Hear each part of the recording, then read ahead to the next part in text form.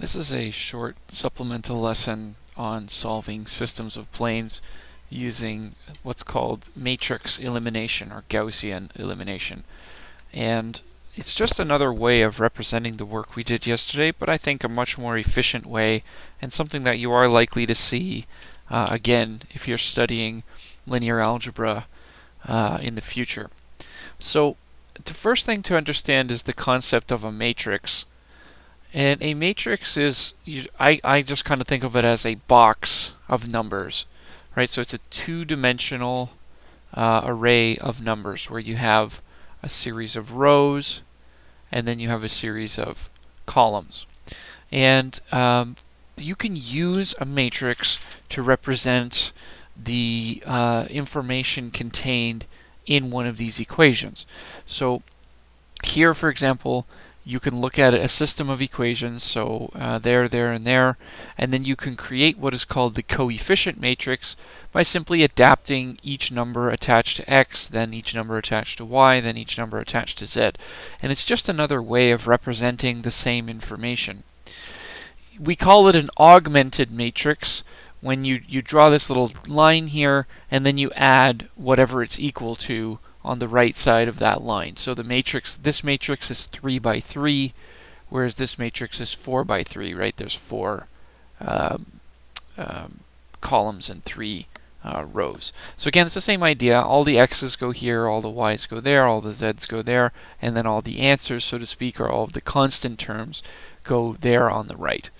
Now what you can do here with this is you can interchange the rows. So you can move, row 3 can become row 2, for example. The columns cannot be interchanged. The columns you have to leave as they are. Now you can do elementary operations the same way we did last section. You can multiply a row by a constant. You can divide a row by a constant, as long as you're not dividing by 0, of course. You can exchange two rows. You can replace a row with the sum of that row and a multiple of another row. So for example, what they do here, for instance, they do row 2 take away 2 row 1. And that what they've done there is they've written that to replace what it used to be in row 2. Right? So it's the same thing, really. That's why it's called Gaussian elimination, because you are just eliminating the variables. It's just a much cleaner way of doing it without having to write x, y, and z and all kinds of equations and all that stuff over and over again.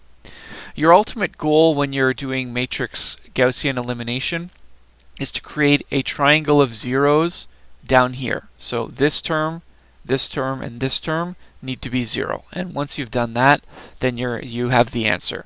So let's just look at how this was done. So you can see here, as long as these 3 zeros here are 0, you're good. If this one happens to be 0 as well, that's helpful, but it's not required. This one is also eliminated because that bottom triangle is all zeros. As soon as you get that bottom triangle to be all zeros, you're finished. And this is what we call row echelon form. It just means that you have zeros in this corner. Okay, any row consisting of zeros is below any row that contains at least one non-zero number.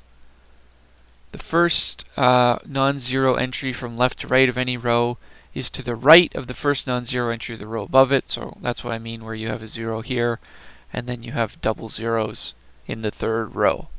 So if you look at what they did here, like what would you do if you were looking at this equation? You would double row 1 and then subtract row 1 and 2.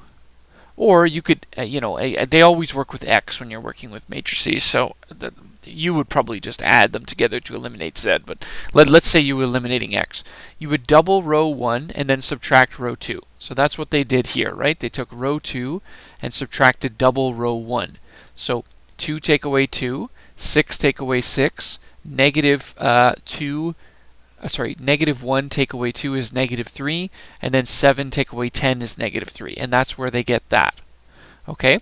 Then they looked at row 3, and they subtracted 3 row 1 so that they both had a 3x, and the x was eliminated. Now it turns out that when you do that, the new thing you made in row 2 actually has double zeros, and the new thing you made in row 3 has a single 0. So what they did is they just reversed them. They put row 3 in the middle and row 2 at the bottom, so that now it has that proper triangle of zeros in the bottom corner. Okay?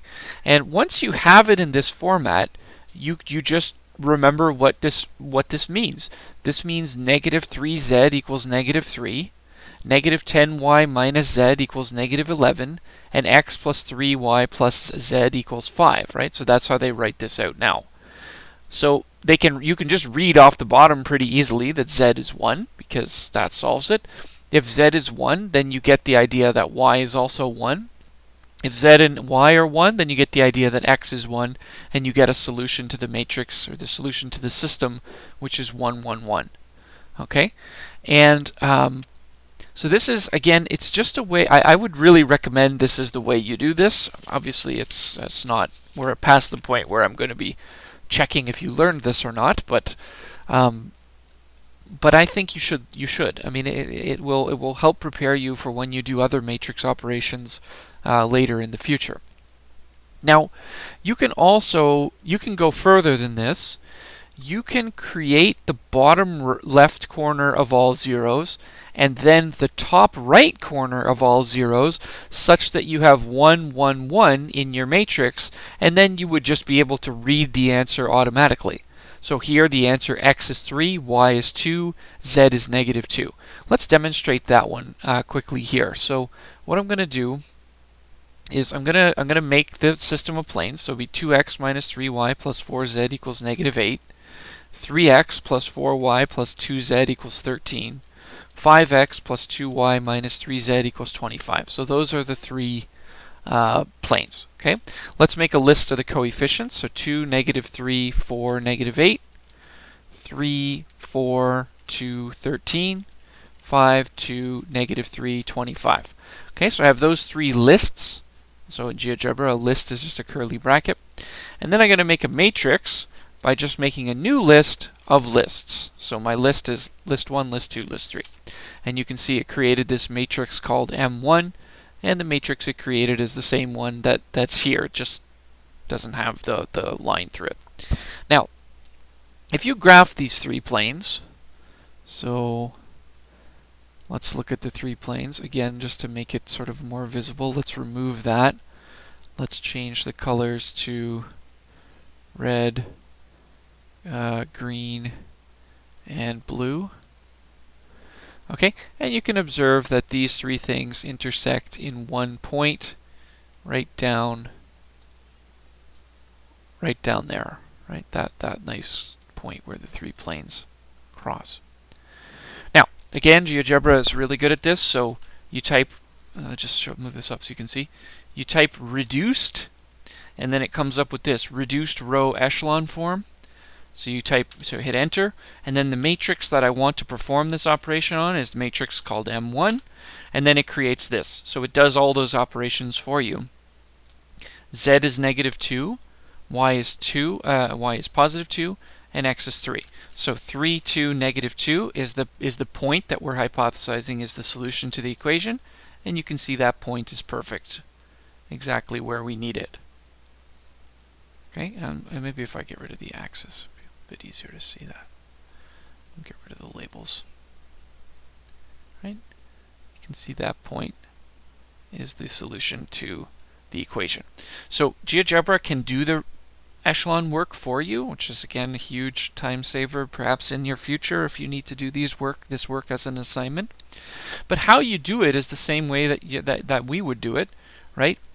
Eliminate x, eliminate y, and then go backwards to eliminate z, and then eliminate the two variables at the top, right? Sorry, I'm wrong. You eliminate y. Sorry, you should follow the order they do. So eliminate that one, then that one, then that one, then that one, then that one, then that one, right? And you can just get everything down to the point that you have all numbers there. Let's I think probably would be helpful to do an example here. So maybe let's just do the example that they have here. Okay, now making a matrix is a bit of a pain on this program, but we'll do what we can. Don't think I'm going to bother with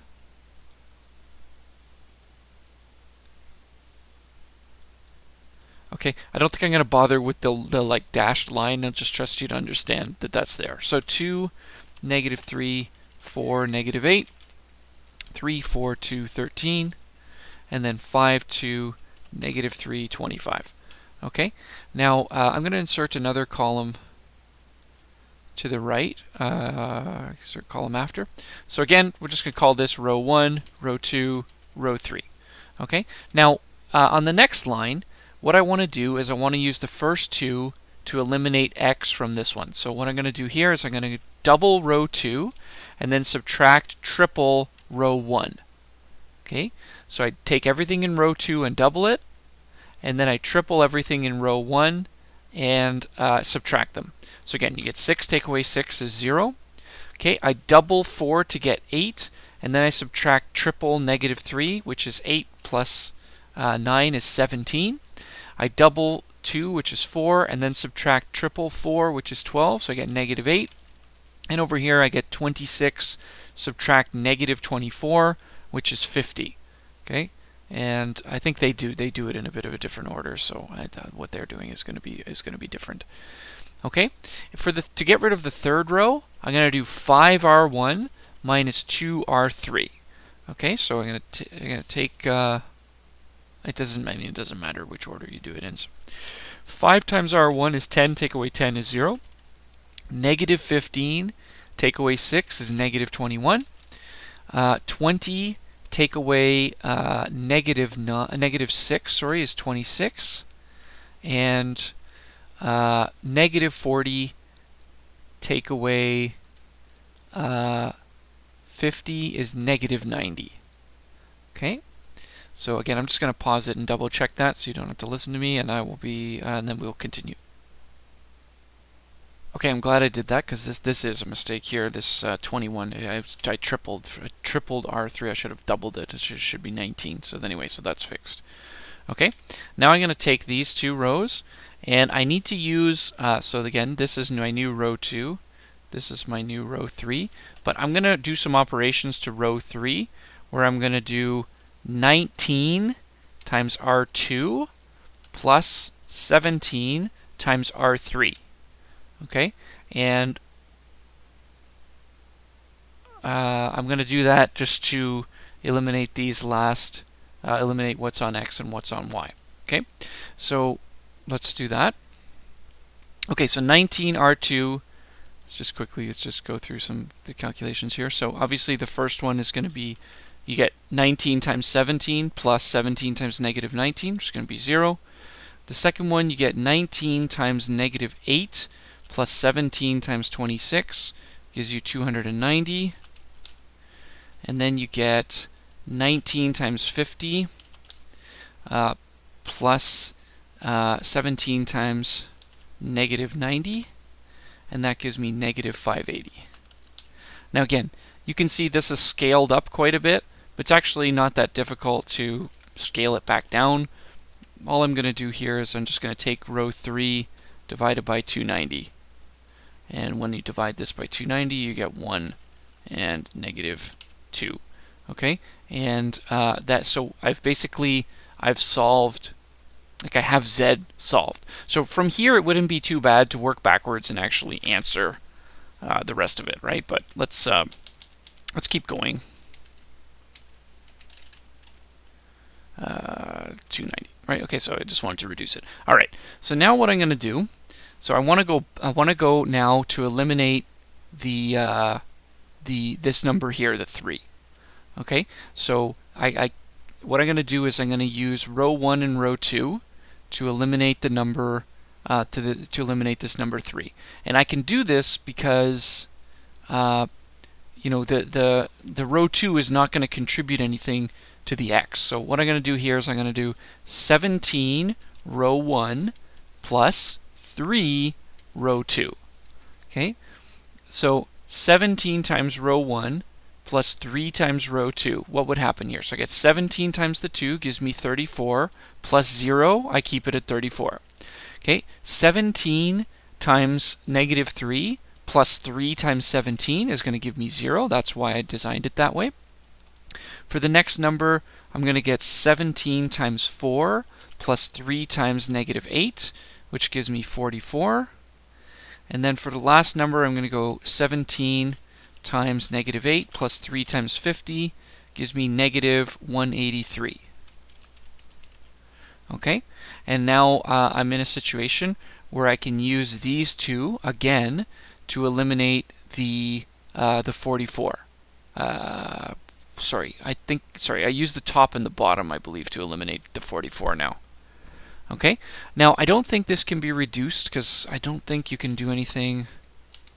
Prime factors of 183, I don't think there's really, you could divide it by 3, but I can't really divide anything else by 3, so let's leave that for now. Okay, so my next step, what I'm going to do next is, again, this is my row 1, my row 2, my row 3. I'm going to work with row 1. I'm going to do row 1 minus 44 row 3, right? And what this is going to do is it's going to eliminate the 44 here. So, okay, so row 1 is 34. Take away 44 times 0 is still 34. 0 take away 0 is unchanged. 44 take away 44 times 1 is 0. Next, I have negative 183. So negative 183, subtract 44 times negative 2, and that gives me the answer of negative 95. Now, guessing something's wrong with that because those numbers should work. So let me pause and see if I find an error. Yeah, okay, sorry. So before I made an error when I got this 180. This 183 is wrong. Let's just go back to this quickly. It was 17 times row 1, which is 17 times negative 8, right? So go back to here. 17 times negative 8 plus 3 times row 2. So plus 3 times 50. And I think what I did there was I accidentally did subtract. And so anyway, this should have been 14. Now, it turns out I could have made this easier now, right? Because I could divide everything by 2. But anyway, let's say I don't want to undo everything I did here. So let's just go back to this point. So this is a 14. So sorry. So I'm taking 14, subtracting 44 times negative 2, and I get 102, which is what should go there. Okay. Now at this point, again, just a little simple operation. I can just take this row 1, 1 over 34, and what I'm going to get there, if I divide everything by 34, I'm going to get 3, and this is a 1. Okay, so the final step that I can do is I can look at this matrix, and I can use row 2. So row 1 is finished, row 3 is finished.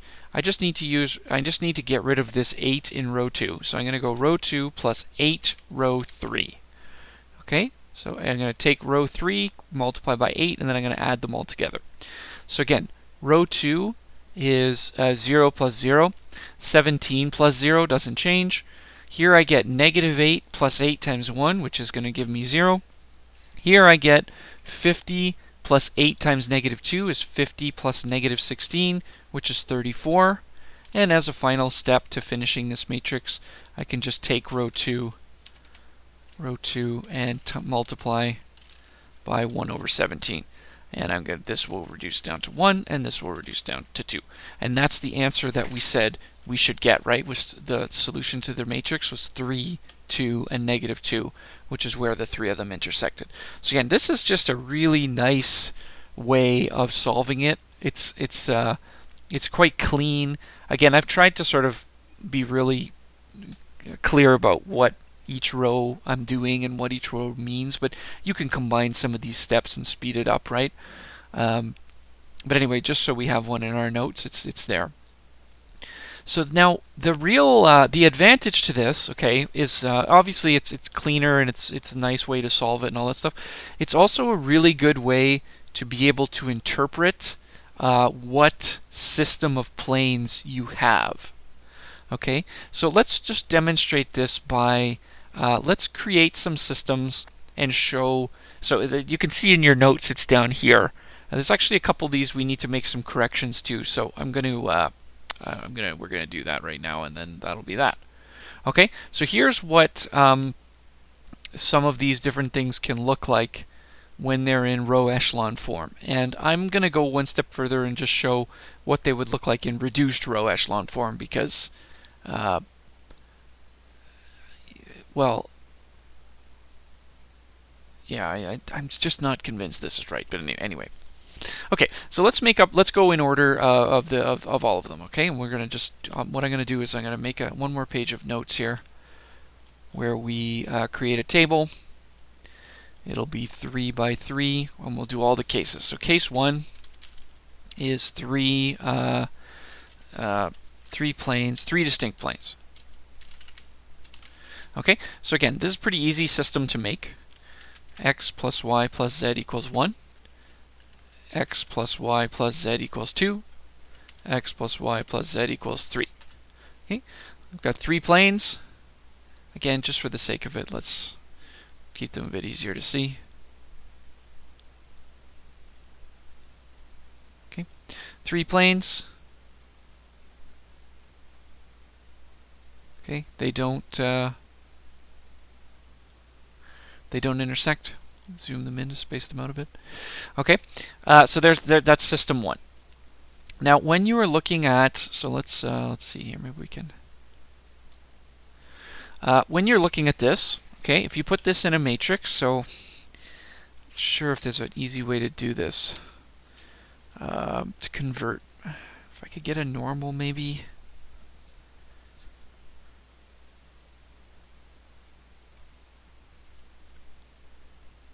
I should probably do it the other way around. I should make the matrix and then have this draw from the matrix. Let me pause and I'll do that. Okay, so I have a system of 3 planes. I have what their augmented matrix would look like, right? It's just 1, 1, 1, 1, 1, 1, 1, 2, 1, 1, 1, 3.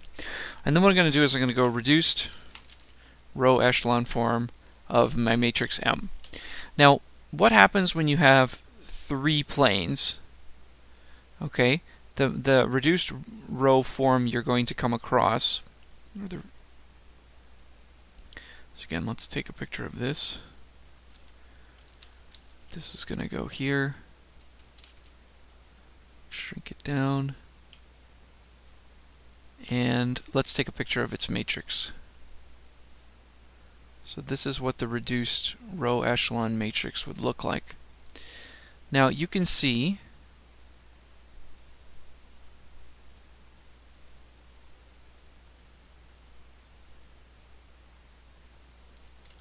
this is interesting actually. Sorry, let me just think about this for a sec. Well, I guess I'm learning stuff too. I would have thought this would have created a different matrix, but it doesn't. I see what they're doing. I was hoping, so, okay, so when you reduce this, you create this impossibility here in line 2, right? 0, 0, 0 equals 1. 0x plus 0y plus 0z can never equal 1, and that's why this matrix doesn't work. Now, the trick is, when we go to case 2, right, where 2 of the planes are actually on top of one another, and my red and green planes create that lovely brown, the matrix looks the same. So I was hoping this would be a good way to sort of tell them apart, but at least in this particular example, I don't think there's an easy way to tell these apart that unless you have to actually analyze the equations a little bit more carefully. So this is case 2, 2 coincident planes and a third distinct. Again, in terms of its the matrix it produces, it will produce the same one as the previous one, so it just looks like this. Again, the same idea would be it created an impossibility where you have that second line, right? 0, 0, 0, 1 is impossible, so again you have no intersection. Okay. Now case 3 is 3 coincident planes. Now 3 coincident planes, what we'd have to do is just make all 3 matrices the same. And when you do that, you don't get an absurdity, right? Because you get, oh yeah, let me just quickly paste this so you can see. What happened to my writing? Oh.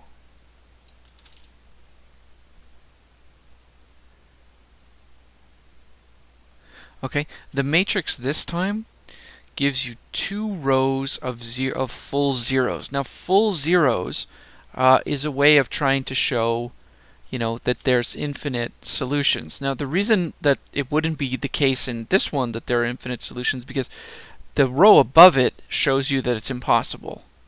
So, again, here you would go with in solutions since 0x plus 0y plus 0z equals 0 has infinite solutions.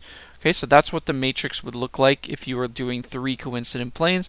You would attempt to eliminate x, but you would end up eliminating everything. You would attempt to eliminate x again, and you'd end up eliminating everything. Okay, so that's how these would be different. These two, again, I was hoping they would be a little more distinct from one another, but they're not. So you have to check when you're working on the equations. Reduce all the equations and see if they're equal to the same thing or not. Okay, so case 4, I just want to make sure I get these numbers right, was, I want to make sure this is in the same order I taught it the other day, because otherwise,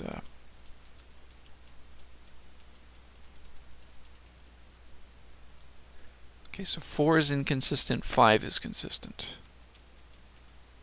Yeah, okay, good. So case 4 is you have 2 parallel distinct planes and one that cuts through them. So 2 parallel distinct planes, 1 non-parallel. So how do you create this equation? So we want to make these 2 parallel and distinct. So we'll go x plus y plus z is 1, and then x plus y plus z is 2. Right? That creates parallel planes.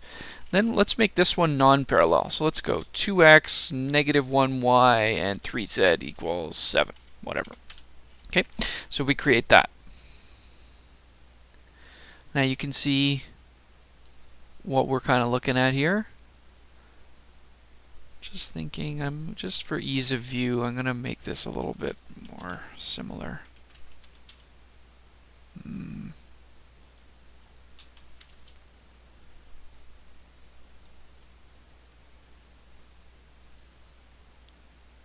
It'd be nice if it could be, but anyway.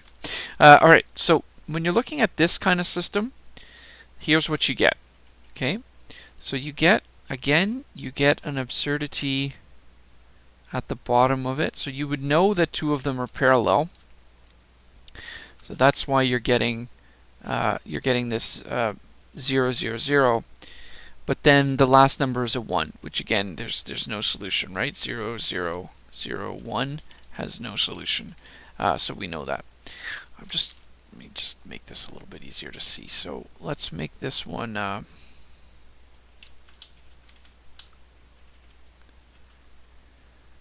z is 1. Let's make z is 2. Okay, and then we'll have that one sort of cut through them. So that's kind of nice.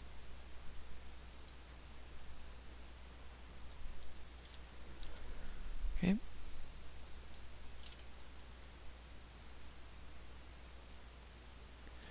Okay, so that's, again, the type of matrix you will see. The bottom row has the absurdity, whereas if you noticed here, the middle row is the one that had it. So you can tell that one apart from that one. Again, also by doing your usual checks of what's parallel and what's not. So case 5, 2 coincident planes and 1 non-parallel. All we have to do to make this one is just change our equation here so that it lies on top of the other one. And you just get that. Okay, so again, we'll just more or less take this from the same angle. And this one does have a solution, right? Because when you look at its matrix, so let's look at the matrix for this one. This is not an absurdity, right? Like the bottom says 0, 0, 0 equals 0. So that's your solution. That tells you there's infinite solutions. And then the one above it, it tells you, z has to be 1 or z has to be t, and then you can work out what x and y are. So here you have, it is consistent. Every line has a solution.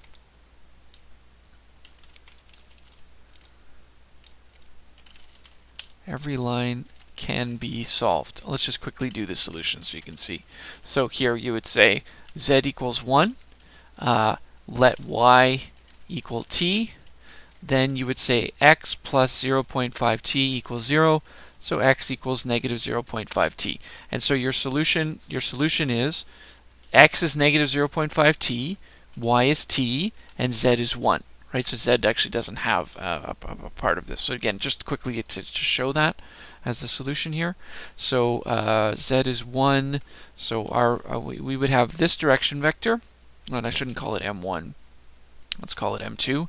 The direction vector is negative 0.510.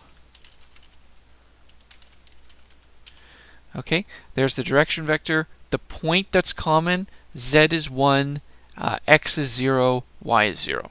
So 0, 0, 1, and then we go line that has that point with that direction vector, and you see that line is the solution to the system. Right? So you can still do the let blank equal t. All you just look at this and you go, okay, look, z has to be 1 no matter what.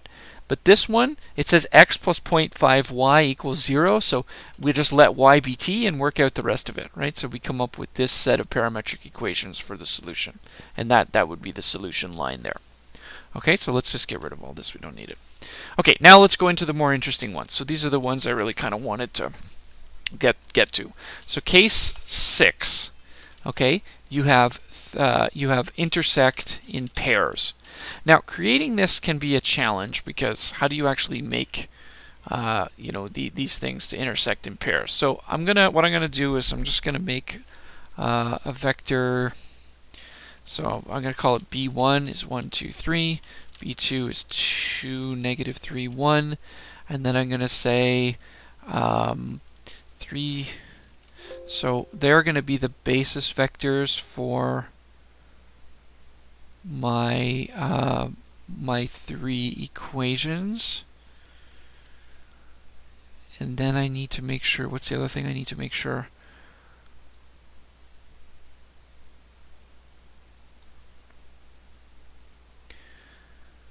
Okay, so you can create, so I made up a system here that intersects in pairs, right? So you see it goes through, the red intersects the green and the blue, but not in the same place that the blue and the green intersect one another. And you get this like triangle, so to speak, sort of in between everything. It's not the best picture, but it's kind of hard to represent this one. So I'm going to take that one. Now, what does the matrix look like when you try to solve one of these ones, and how will you tell that you're looking at it? Again, the beauty of this is that when you go through and do the matrix, you will get, right? You'll be looking at a question and you'll just get something that you can't do, right? You just go down to the bottom, it says 0001. 0001 has no solution. So this is this is inconsistent. Now notice that unlike the other inconsistent ones, so let's look at the other inconsistent ones.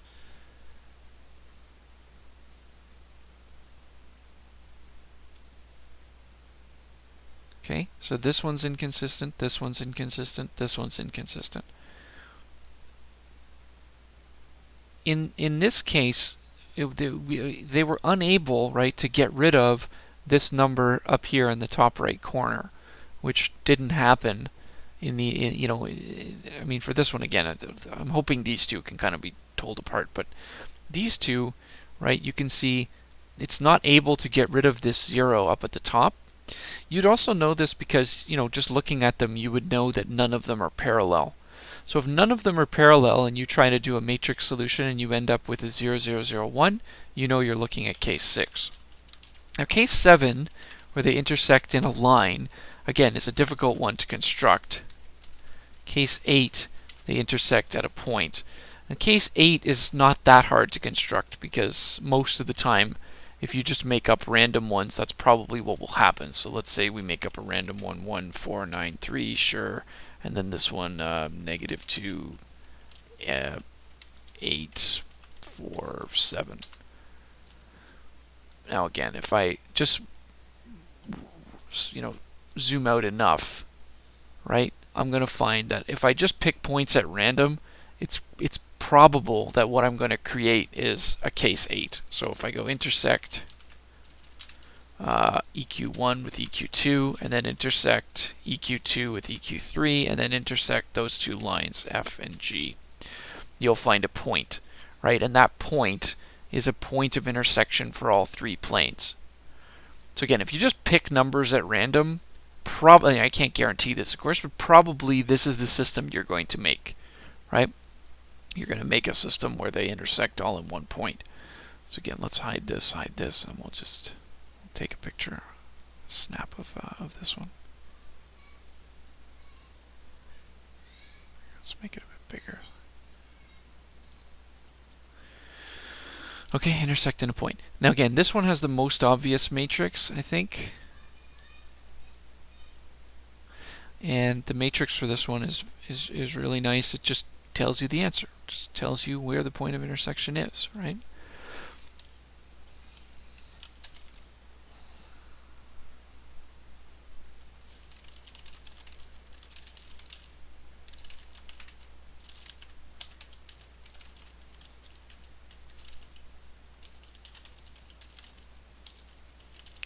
Okay, so the matrix just tells you the point of intersection for that one, Y, Z.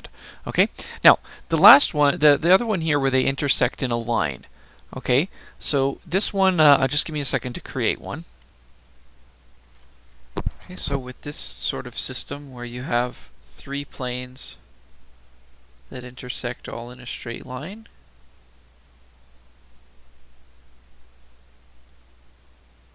right? Again, let's take a quick picture. I guess it might be helpful to actually show the line. So let's just remember how to do this. So intersect EQ1 with EQ2, and then you intersect EQ2 with EQ3, and then you just check the distance between those lines. Right? Okay, so that line there is sort of like the line of intersection where all 3 of these planes meet, and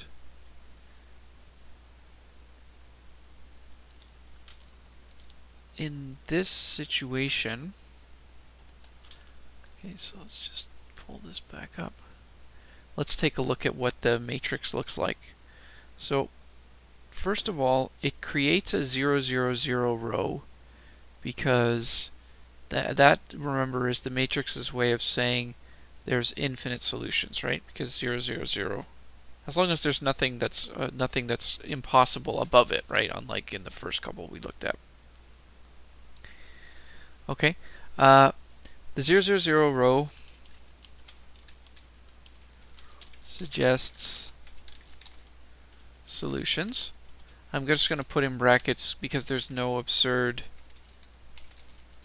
before it, right? Unlike in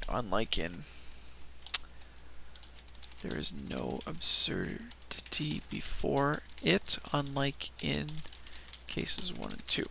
Okay, so we're suggest there's infinite solutions, and then we would look back at the previous step, and the previous step says y plus 2.33. Well, 2.33 is 7/3 z is equal to 3.333, which is 10/3. So again, you always want to let the irritating thing be t. So you say let z equal t.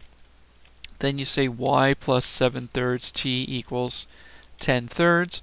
So y equals 10/3 minus 7/3 t.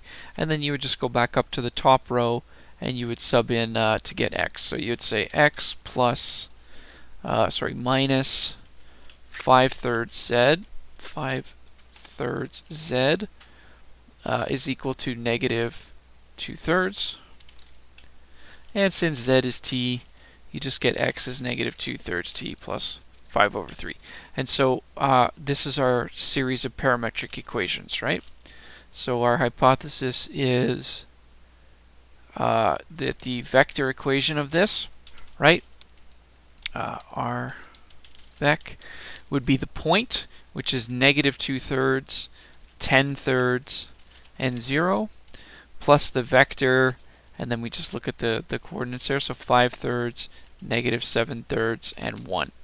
Right, so you could, we might as well just bump that up to 3, negative 7, and 5. Right? Just scale it up to get rid of the fractions.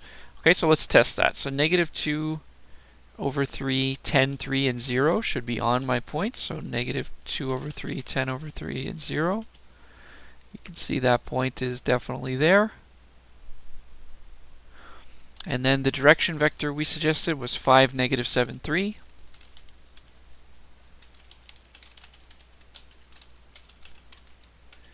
And then you would go line AM2, and line AM2 is the solution line, right, that everything's going through. So the point of this is just to reiterate that depending on which matrix you're looking at, you can determine which system you're probably looking at. And then, even in the matrix form, it's not that hard to get the solution, like the parameters of the solution line. Remember, in case 5 and case 7, the solution is a line that you would need to do a parametric equation. In case 8, the solution is a point. And in every other case, in case 3, the solution is a plane, so you just give the entire plane. The entire plane is a solution. In every other case, it's inconsistent, right? So that's that. Hopefully, this is some help when you go back and look at these things in the future, and they may help you again with the assignments as well. Feel free to reach out if you have any questions.